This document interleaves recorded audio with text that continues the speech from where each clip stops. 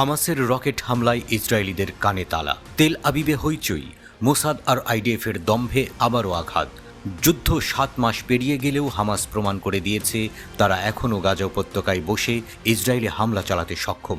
Israeli সেনাবাহিনীর তিলকে তাল বানানোর কেচ্ছা কাহিনী খতম। ইসরায়েলের গোয়েন্দা সংস্থা মোসাদের সাবেক প্রধান ড্যানি ইয়োটাম বলেছেন যে হামাসের এখনও ইসরায়েলকে আক্রমণ করার ক্ষমতা রয়েছে এবং গাজায় হামাস অপরাজিত রয়েছে। তিনি এক প্রকার উদ্বিগ্নই বলা চলে। তার মতে গাজায় বন্দী ইসরায়েলিদের জন্য সময় ফুরিয়ে আসছে। ইয়াটম জোর দিয়ে বলেছেন তিনি বন্দীদের ফিরিয়ে আনার জন্য সবকিছু করতে প্রস্তুত ছিলেন, যার মধ্যে ছিল হামাসের দাবিতে সম্মত হওয়া। চ্যানেল 13-এর সাথে কথা বলার সময় তিনি স্পষ্ট করেন ইসরায়েলি বন্দীদের ফিরিয়ে আনা অতি গুরুত্বপূর্ণ ছিল। তার মতে এই বিষয়টি ইসরায়েলকে একটি নির্দিষ্ট সময়ে সমস্ত অপারেশন বন্ধ করতে বাধ্য করতে পারে। সাবেক মোসাদ প্রধানের মতে ইসরায়েল গাজা যুদ্ধে তার কোনো লক্ষ্য অর্জন করতে সক্ষম হবে না। তিনি নিশ্চিত যে গাজা যেমন আছে তেমনই থাকবে। ড্যানি ইয়োটাম বলেছেন, এমনকি যদি ইসরায়েল দখলদার বাহিনী আরও কয়েক মাস গাজায় অবস্থান করে এবং যুদ্ধ চালিয়ে যায়, তবুও তারা হামাস যোদ্ধাদের বেশিরভাগকেই হত্যা করতে সক্ষম হবে না।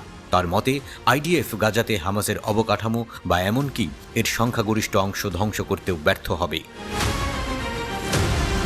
ড্যানি ইয়োটাম বিশেষভাবে উল্লেখ করেছেন কিভাবে আল কাসাম ব্রিগেড তেল আবিবের অবৈধ বসতি গুশদানের দিকে রকেট ছড়েছে। তিনি জানিয়েছেন এই আক্রমণে তিনি আশ্চর্য হননি, কারণ সবাই জানে হামাসের এখনও রকেট নিক্ষেপ করার ক্ষমতা রয়েছে।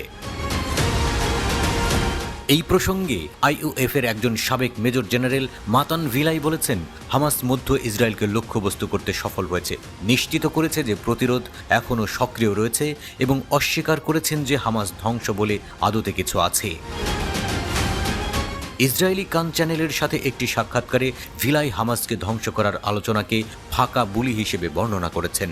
ইসরায়েলি মিডিয়া জানিয়েছে ইসরায়েলের একেবারে কেন্দ্রে হামাসের রকেট হামলা ইসরায়েলকে অবাক করেছে। হামাস দক্ষিণ গাজা উপত্যকার রাফা থেকে ইসরায়েলি বাহিনীর উপস্থিতির মাত্র কয়েক মিটার দূরে থেকে এই রকেট উৎক্ষেপণ করে। হামাসের সামরিক শাখা আল কাসাম ব্রিগেডও রকেট হামলা চালানোর কথা জানিয়েছে।